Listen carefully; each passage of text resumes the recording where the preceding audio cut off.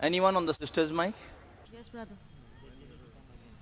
Hello, good evening, sir. I'm Sadia Akram. I'm a first year student of Business Management Studies. My question is that you said that Muslim girls are prohibited the professions of acting, modeling, and dancing. Does the same apply for men, Muslim men? The sister asked the question that I said that profession which exhibit the body, like dancing, like modeling, film acting, is it prohibited for men also? In these cases of film acting, modeling, if it goes against the Quran and Sharia, it is prohibited. For example, a Muslim man, models for some suit. As long as there's nothing haram in that ad, it's permitted. If something haram, if he models for Black Dog, whiskey, or champagne or alcohol, it's haram. Similarly, if he's acting, if in acting he's showing that he's a non-Muslim, doing idol worship, it is haram. Many of the Muslim actors, they behave like non-Muslim and they do shirk. Haram. Let him be anyone. Let him be the best actor in the world. His acting will take him to Jahannam. His acting will take him to Jahannam. But he's acting and doing a good role, not running after women, running around trees. If all this nonsense is the hijab is broken, it's haram. Otherwise, simple thing, without any haram activity, not breaking the hijab, following the Quran and Sunnah, making films which are Islamic, which will get a person closer towards Jannah, towards Allah subhanahu wa ta'ala, it's perfectly fine. So as long as what they are doing, acting and modeling, if it comes within the purview of the Islamic Sharia, it's permitted, otherwise it's haram. Hope that answers the question. Thank you, sir. Yes, brother. Assalamu alaikum. My question is, now the age of combined study. So is it permitted to study in field of medical? Because for women, so because most of 99% is we face non-mahram. Brother has a question that is co-education permitted, especially in medical colleges, correct? If a woman wants to become a doctor and there is no single-sex medical college, is it permitted? If the cause is there, the Islamic Sharia says, let a small loss take place to prevent a big loss. So now that lady, if she goes in a co-ed college of medicine and there's no single-sex college, it will be difficult for her to maintain a hijab, but she can. She can, not that she can't. She'll have to maintain a hijab. In medical colleges, the atmosphere is the worst. I've been to a medical college. MashaAllah, Allah saved me. Otherwise, medical college atmosphere is the worst in terms of breaking the hijab. Worst. And it's only Allah subhanahu wa ta'ala, MashaAllah, who can save you. Otherwise, the medical colleges, the girls and the boys, they have groups, they have to examine the patient, they stay overnight. It's very dangerous.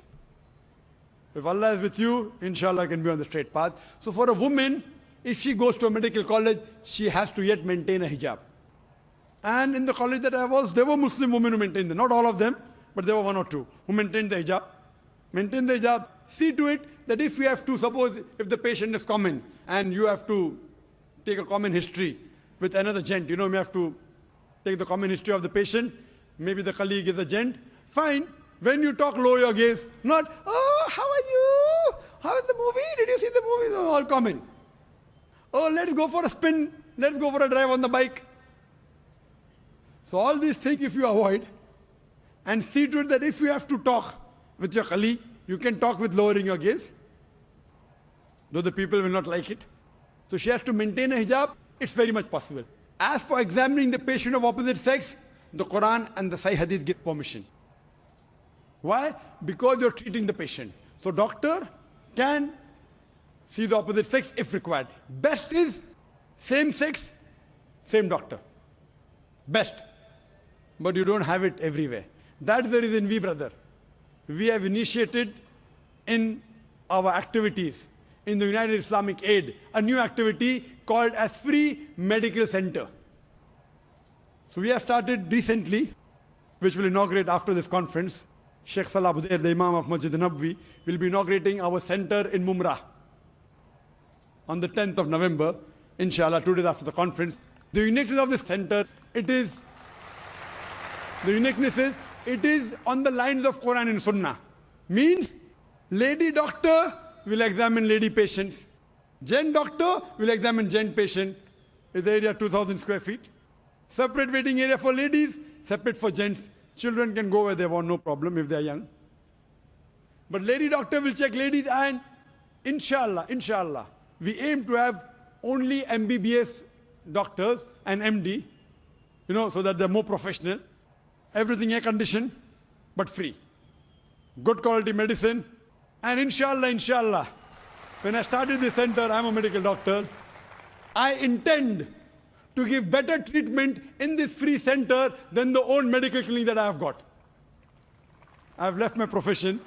My brother and my father, mashallah, they're doctors, and they're running a center which is good, but there we charge. That's the bread and butter. We charge money.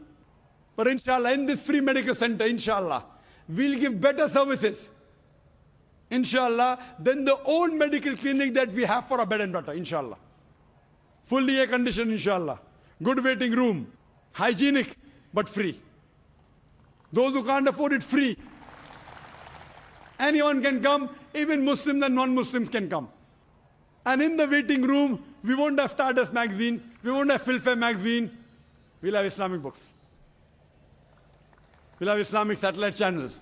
People have, you go to a high caliber doctor, Filmfare magazine, Stardust.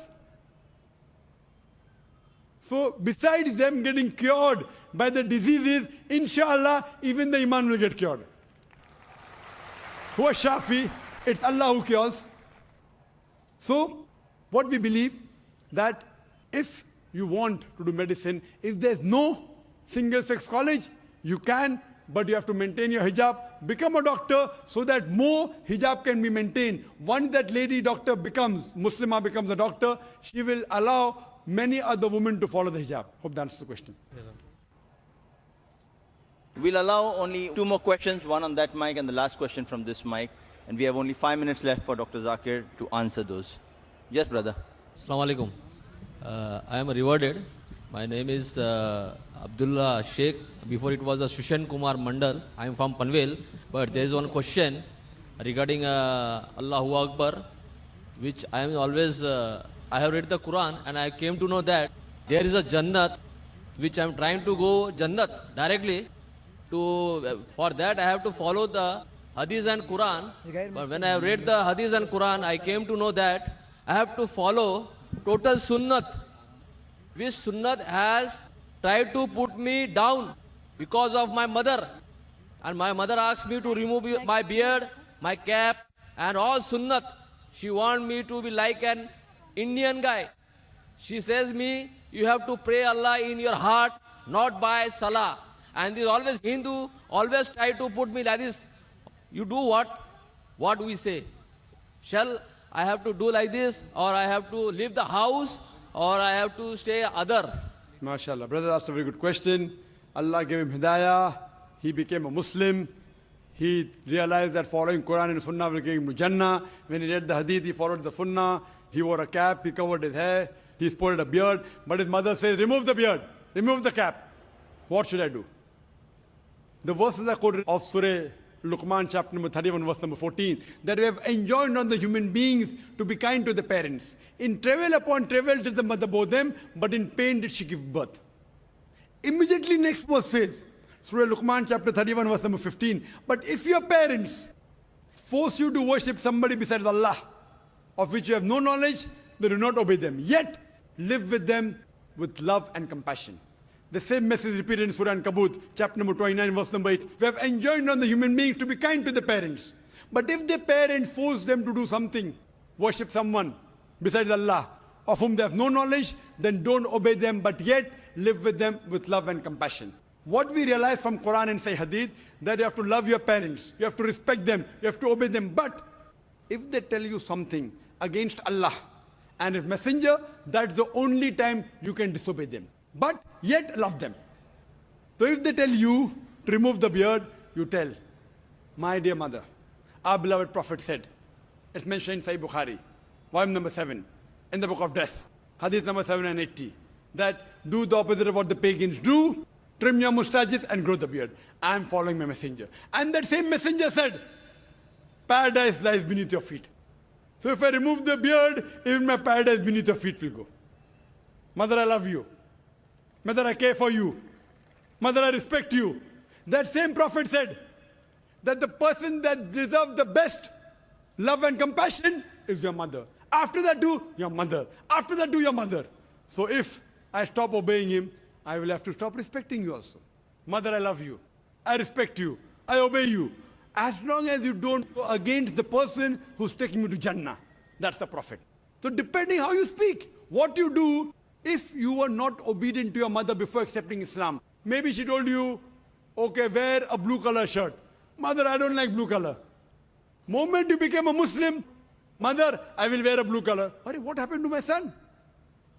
Before he became a Muslim, he used to disobey me. Now he's obeying me. So whatever your mother told you before you became a Muslim, which you never used to follow, the moment you become a Muslim, start following as long as it doesn't go against Allah and His Rasul. You should find a change. Start loving her more. You have to respect her.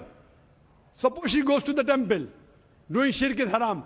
But the moment she comes out of the temple, it becomes your duty that you take her back home.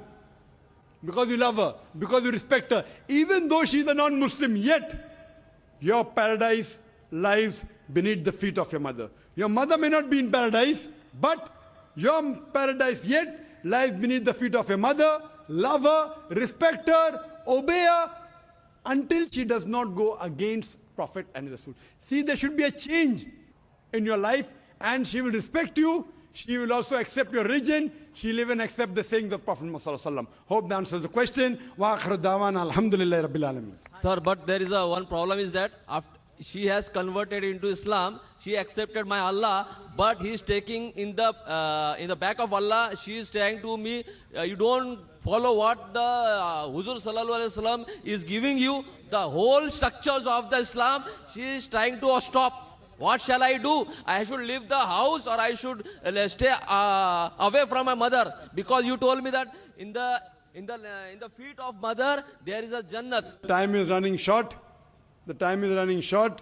You have to follow, yet love her with compassion, because tell her that the Quran says Atiullah wa Atiur Rasul in Surah Nisa chapter number 4, verse number 59. So Quran says follow the messenger, therefore I am following the messenger. Not because somebody else is saying. So to follow the Quran, I have to follow the hadith. You love her, respect her. If she kicks you out of the house, stay out of the house, yet love her. Thank you, sir. Thank you. Jazakallah khair, brother. We thank all our audience who has so patiently and consistently been coming here and stayed so long. Inshallah, we hope to see you tomorrow morning for our other programs in the forthcoming days. Assalamu alaikum wa rahmatullahi wa barakatuh.